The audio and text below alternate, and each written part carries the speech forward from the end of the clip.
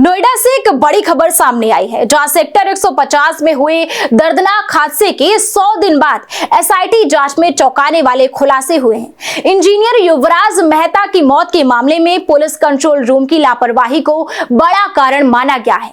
नमस्कार, मैं हूं आपके साथ शुभ शुक्ला। आप देख रहे हैं नेशन ऑफ समाचार। नोएडा सेक्टर 150 में 16 जनवरी की रात हुए दर्दनाक हादसे ने एक बार फिर सिस्टम की कार्यप्रणाली पर गंभीर सवाल खड़े कर दिए हैं। इस हादसे में इंजीनियर युवराज मेहता की कार पानी से भरे एक खुले गड्ढे में गिर गई थी, जिससे उनकी मौत हो गई। अब इस घटना के 100 दिन बाद सामने आई एसआईटी रिपोर्ट ने कई अहम खुलासे किए हैं।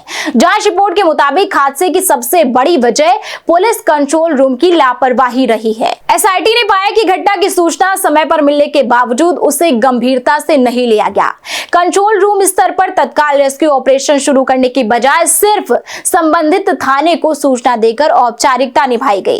इसी देरी ने एक कीमती जान ले ली। इस मामले में यशपाल सिंह, जो कि असिस्टेंट रेडियो ऑफिसर थे, और reserve sub inspector Devendra Sharma समेत 3 कर्मियों को दोषी ठहराया गया है।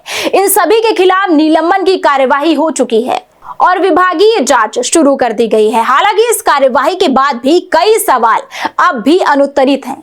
एसआईटी की रिपोर्ट में यह भी साफ कहा गया है कि कंट्रोल रूम की प्रतिक्रिया न केवल धीमी थी, बल्कि समन्वय की भी कमी साफ तौर पर दिखाई दी।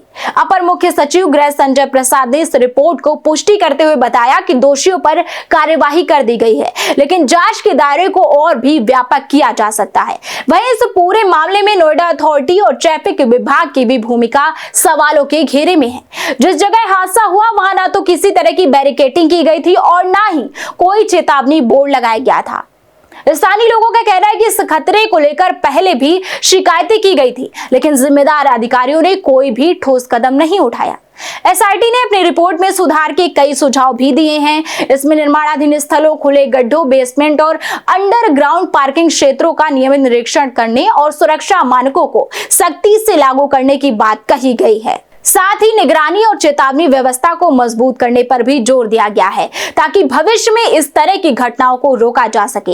हालांकि 100 दिन बाद हुई इस कार्यवाही के बावजूद पीड़ित परिवार और स्थानीय लोग अब भी संतुष्ट नहीं हैं। उनका कहना है कि जब तक इस हादसे के लिए जिम्मेदार सभी एजेंसियों और अधिकारियों पर कार्यवाही नहीं होती, तब तक न्याय अधूरा रहेगा। फिलहाल ये मामला सिर्फ एक हादसे तक सीमित नहीं है, बल्कि सिस्टम की जवाबदेही पर बड़ा सवाल खड़ा करता है। देखना होगा कि जांच के दायरे में और किन लोगों को शामिल किया जाता है और पीड़ित परिवार को कब तक पूरा न्याय मिल पाता है। तब तक के लिए बने रहिए हमारे साथ और देखते रहिए नेशन ऑफ समाचार।